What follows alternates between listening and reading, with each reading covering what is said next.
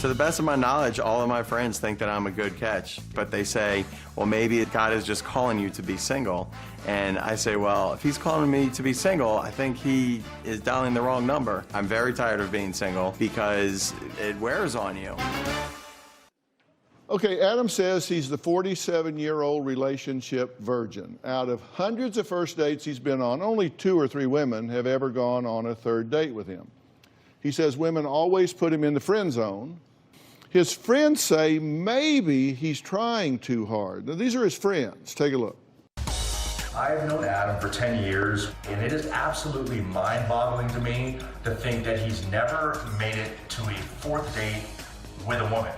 Adam and I have been friends for about 6 years. He is not a player. Number one, he's in his 40s. He still likes to frequent college bars, younger people. Quite frankly, aren't particularly looking for guys in their 40s. Adam met this female. They were talking all night long, right?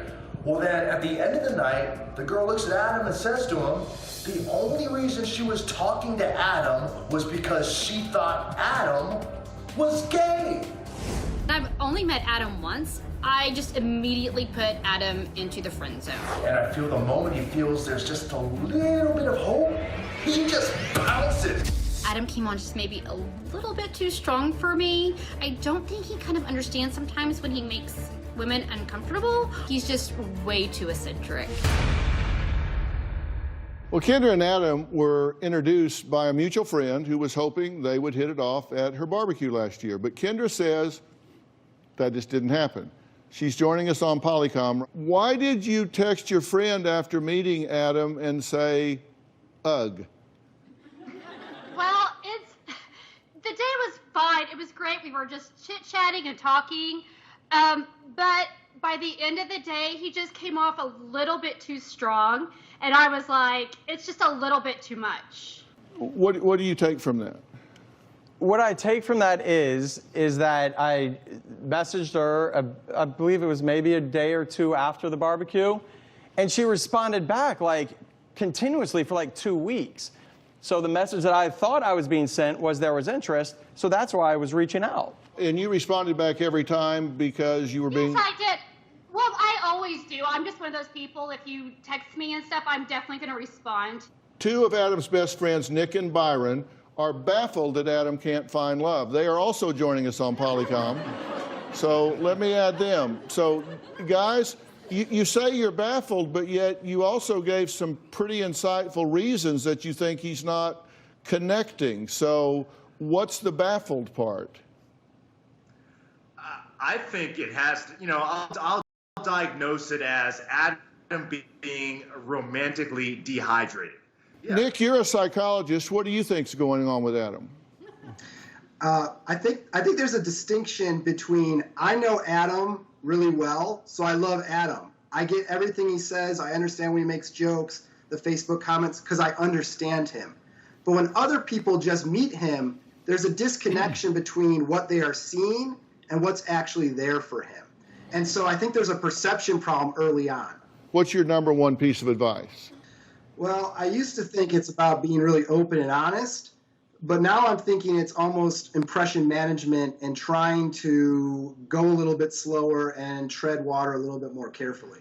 Okay, I think that's a great piece of advice. Byron, what would you say? I'm along that same line. Take that step back and not be so forward with what you want to say. It's not about playing hard to get, but it's about saying, I don't have to set the feverish pace here. I'm going to be patient and let this unfold at someone else's agenda, someone else's pace. I hear what you're saying, and I agree with that. And what the challenge is for me is people dangle that water in front of me. And like you said, that was a good example. I mean, I'm just trying to be honest. Like, I felt like Kendra was dangling the water in front of me, and I'm like, man, I'm thirsty, and so maybe I could get some water. And so, but that happens a lot, is like, so I get this interest, and then, so yes, I absolutely 100% agree, know that I do come on a little strong because I get so excited. Coming up, 5 minutes, 5 different women, Adam's speed dating results.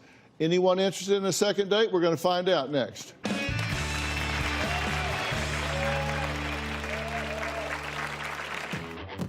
Hello. Hi, nice to meet you. Nice to meet you.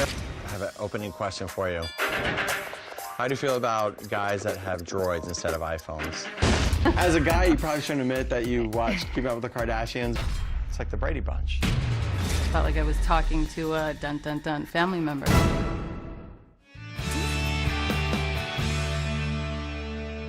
Well, 47-year-old Adam says, I'm his only hope in figuring out why he's never had a girlfriend.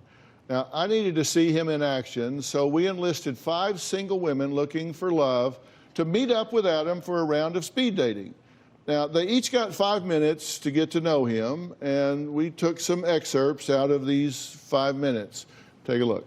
Hello, I'm Hi, Adam. nice to meet you. Nice to meet you. Hi. And what's your name? Michelle. Michelle. What's next on your bucket list for travel? I want to go to Australia. I've never eaten kangaroos, chicken, who knows. How many states would you say you've lived in? I grew up outside Boston, and then I lived in New Orleans. Well, yeah, you don't have a Boston accent at all. I don't. Which is good. I have an opening question for you. How do you feel about guys that have droids instead of iPhones? I do cat rescue. How many cats do you currently own? I currently have 2. You look Okay. very wary when you ask that question. Well, you know the stigmatism of cat ladies. Crazy cat lady? Crazy cat ladies. No. You have go-to shows that you watch? If I'm watching reality, it's probably the Kardashians. There's no shame in that. As a guy, you probably shouldn't admit that you watched Keeping Up with the Kardashians, and it was good because it's dramatic. It's like the Brady Bunch. When I met Adam, I just wasn't able to get to know him. Adam was very a fixture on the wall, like furniture. I didn't get a lot of back and forth emotional energy. I felt like I was talking to a dun-dun-dun family member. I got a vibe that he was just telling me what I wanted to hear, and I didn't feel like I could trust him. How long would you date them before you would want to get into a committed relationship and start a family? I don't know if that's a trick question or not. I saw a tiny little panic attack flash across his face when I said that I helped run a cat rescue. Okay, so how did you feel? Did anybody jump out at you? But I do feel like there was a little bit of a connection with maybe 2. Mm-hmm. All right, and I won't even ask you which 2 yet. I saw many examples here where you didn't respond to what they said at all. Just let me show you an example. I do triathlons, How many have you done? maybe around 5. I think that's amazing. So do you not watch a lot of TV?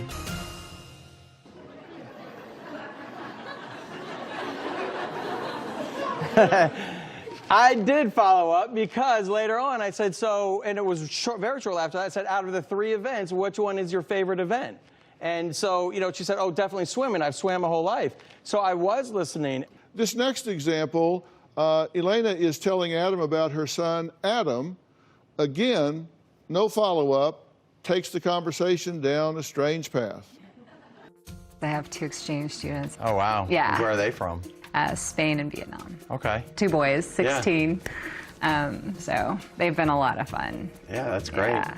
So I have a 25-year-old boy. So I was like, yeah, I remember that age. That was kind of fun. Yeah. So. Can be. Yeah.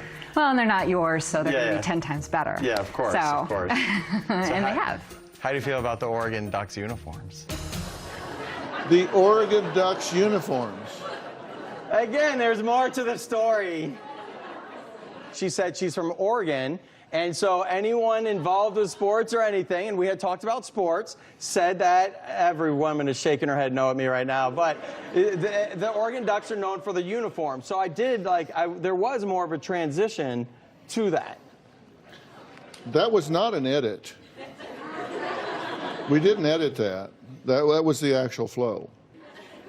No, I'm wanting you to learn from it. I hear you. I really am, because now I'm like, I can't wait to go out and listen and follow up and do all those things. Adam says he knows who he wants to go out with again, but let's meet the ladies and see if any of them feel the same way. Dr. Phil, I'm sorry. Was that a good observation? Closed captioning provided by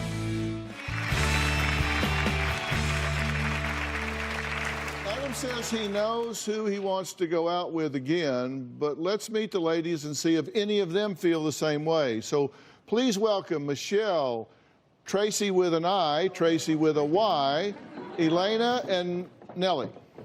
All right? Put you over here.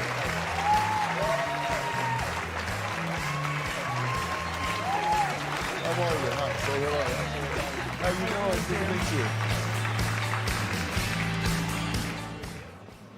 Well, ladies, thank you very much, and thanks for participating in this experiment.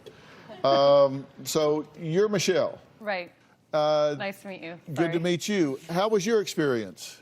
There was like hummus on the table, like it was just as stale as the conversation, right? Like, am I going to eat this? Am I going to talk to? I didn't know what to do. Yeah. But he was so nice. Yeah, he was really nice. So. Yeah. So did you like him? I thought he was nice, but then I thought about it. It was like, maybe he wasn't breastfed enough as a child. Did your mom breastfeed you? I was thinking maybe he didn't have a good, like, close relationship with his mom, so he doesn't know how to interact. A little bit? Dr. Phil, I'm sorry. Was that a good observation? I'm trying to help him. I think maybe you two should get to know each other. She's obviously beautiful, and she was nice, and I think she would be a fun person to, like, have a drink with. So, Elena, did you feel like he was listening to you?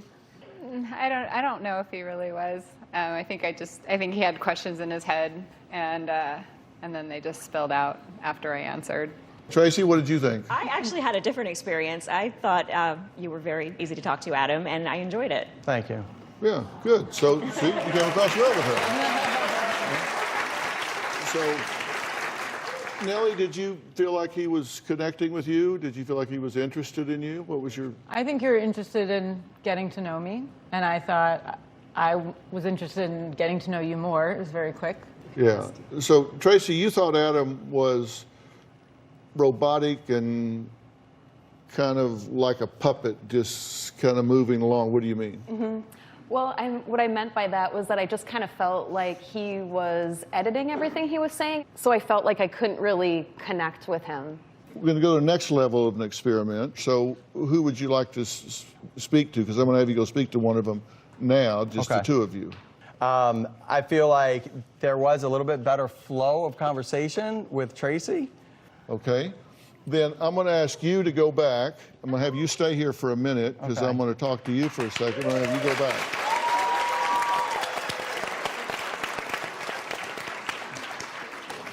Okay, she's going back to the green room, and you're going to go back and sit down and chat with her.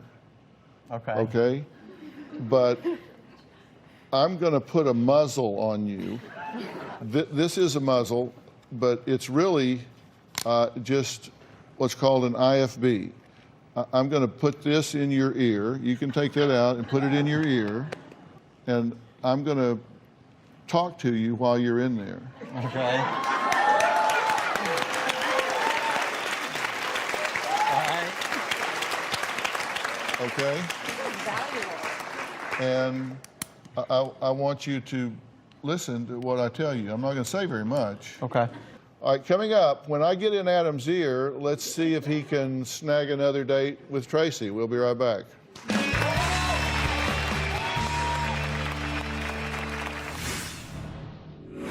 Tell me what you do for fun. So for fun, on like a weekend, what's your top type of activities that you do? Closed captioning provided by... Now, after a round of speed dating with 5 really lovely single ladies, Adam said he wanted to speak some more to Tracy and get to know her better. Now, the goal is for Adam to get another date and to be appropriate. So I'm in his ear, but Tracy doesn't know that. We'll tell her when we're done, of course. Adam, I just want you to ask her to tell you more about herself, that you're really interested in getting to know her. I definitely want to get to know you more and more about you, because I know it's such a short, but you know, if you had, yeah. So yeah, 5 minutes. I always say it's either, if you're on a quick date like that, it's either 5 minutes goes like that, or it's the longest 5 minutes of your life. Right. It sounds like you experienced both. I thought it was very fast because I thought our conversation went really well, and I thought so, so too. it was good to talk. It's just very So flowing tell me more and about yourself. Not a lot of awkward pauses. Yeah.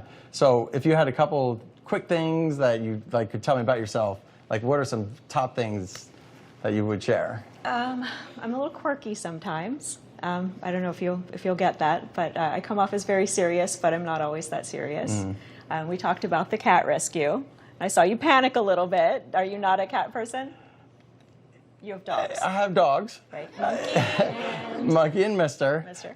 When you said that, I just envisioned cat rescue of like 100 cats. But that's 2 cats that's awesome that you have pets. No, Yeah, let well, we her do talk. have 100. Let They her just don't all talk. live Tell you with more about herself. Okay. All the time.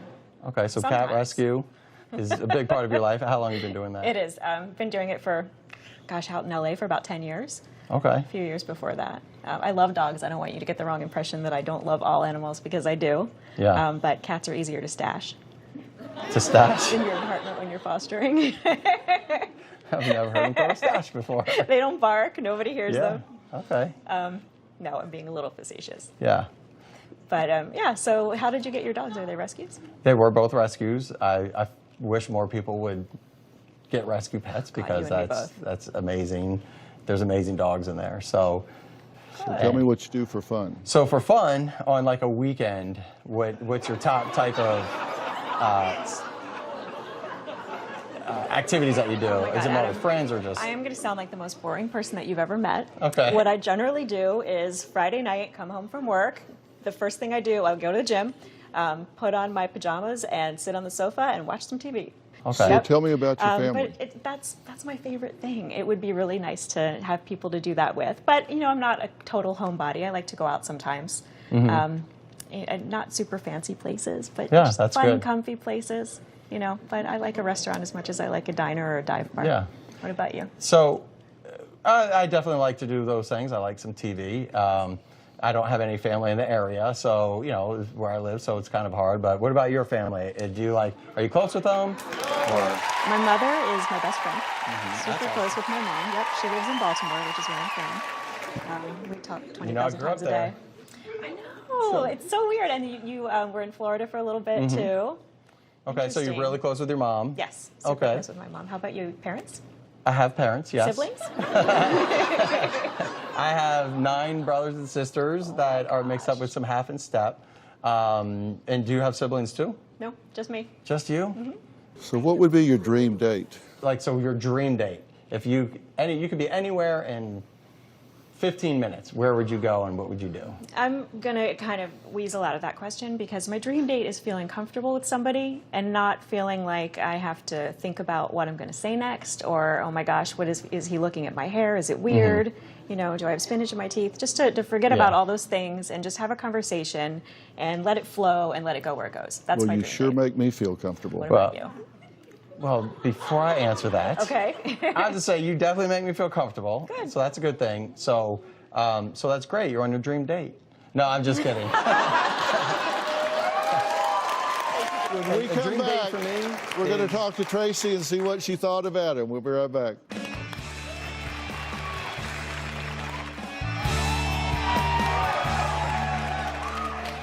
All right. How do you think he did, guys? All right. Great. So how did you feel about the time you spent with him? It was good. I mean, obviously, we walked into a room and we thought, are we supposed to talk? What are we supposed to... Are they looking at us? But once we got past that, I think it was good. Did you feel comfortable talking to him? I did. Did you feel like he listened to you? He definitely did. Yeah. He followed up on things that you said? He did.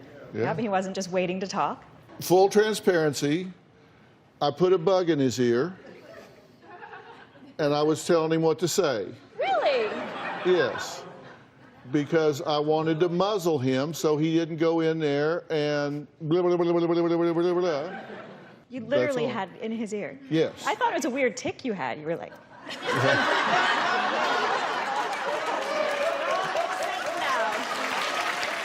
I want to give some more help for Adam. Coach Mike Bear here, he's a very dear friend of mine. He's a life coach. He is experienced and loved by his clients. He works with A-list celebrities. He works with people from all over the world. and he focuses on helping his clients break free of destructive patterns behaviorally. He has a book out called Best Self, Be You Only Better. And it sounds like Adam is a perfect candidate. In fact, it seems like you wrote this book for him. Because he needs to be him, only better, because he's a good guy. He's just not putting his best self out there. What would you do with him coaching-wise? Coaching-wise, I mean, we would take a look at who your best self is and who your anti-self is. Why the audience has turned on you in a positive way is because they've gotten to know you. The other part, the antics, the neon, ugly sweater, leprechaun, Christmas fiesta is not going to lead you towards dating, right? That's immature. You're 47. That stuff was cool at 16.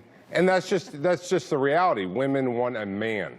They want you. They want your best self. So that's what we want to get back to and really help you figure out who that is, because how you are showing up in your dates is a result of insecurity, anxiety, fear. And your anti-self is running the show, and that's why you're not going on continued dates, and that's why you're not in a relationship. Mike is also the co-founder of Cast Centers, and they have offered to help Adam with some one-on-one coaching. So you're saying you will get him hooked up with a life coach that will work with him to connect with his best self and get calm and confident so he presents differently in a dating environment. We will. So we'll help you look at all aspects of your life, even when you're not dating, so that you set yourself up so when you walk into the room, when you show up on a date, you feel secure as a man and you feel good about yourself. And that's what we can help you do. This is Marnie Batista.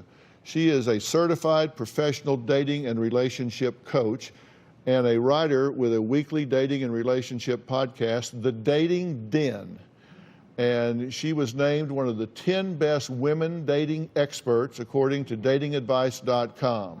Now, Marnie, you do this from an expert standpoint, and you have agreed to help him going forward, specifically in the dating arena, correct? Absolutely. And it's about really making sure that your profile represents the authenticity that Mike is going to help you own, and then bringing that forward in how you present yourself online and offline. So Mike is going to help you in all the areas of your life. This specialist is going to help you. Your life's about to change. Okay. Okay. All right. Fair enough. Okay. So, are you guys likely to go on another date? You would say yes, right? Say yes, absolutely. If she says yes, I'm saying yes. All right. There you go. Coming up, we have important life-saving information on a major health crisis you do not want to miss. That's next.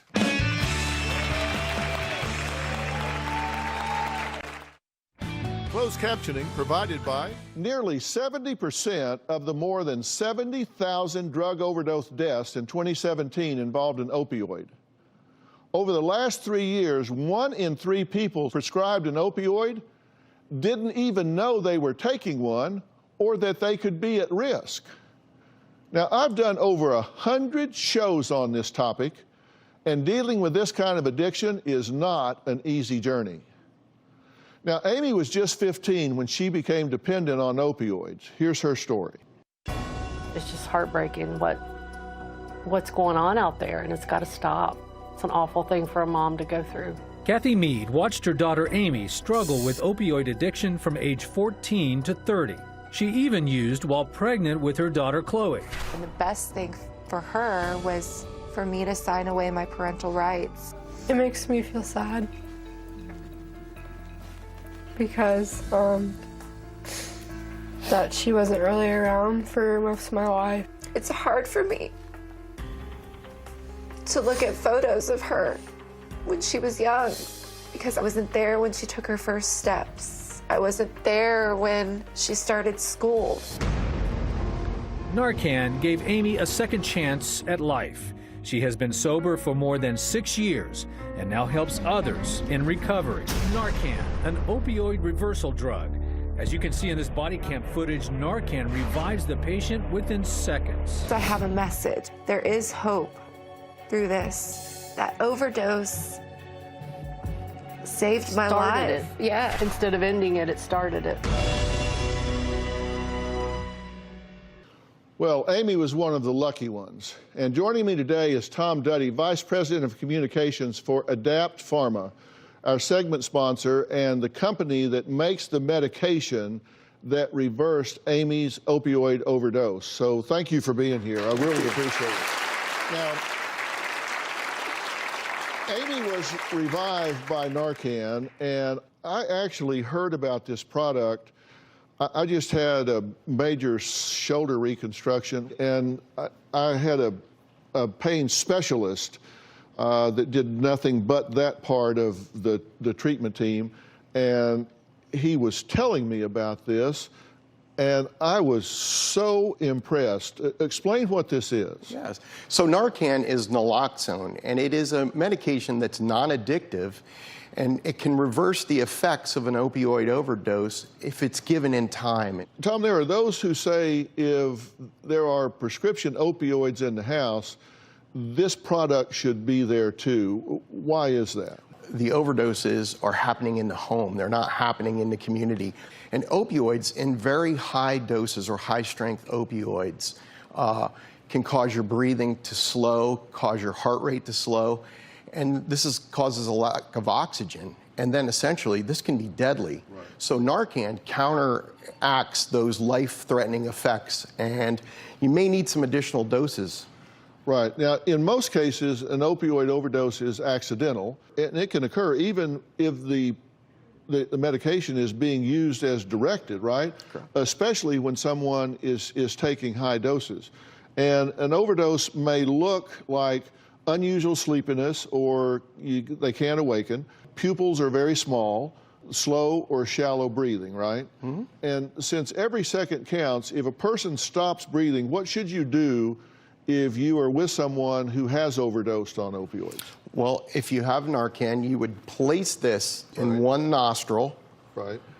And then you press the button and you call 911 right away because it's critical to get additional medical care. Look at this. I've been so impressed with this that Robin and I have this at home. I have it in both of our cars because you never know when you're going to drive up on a situation where somebody's that way.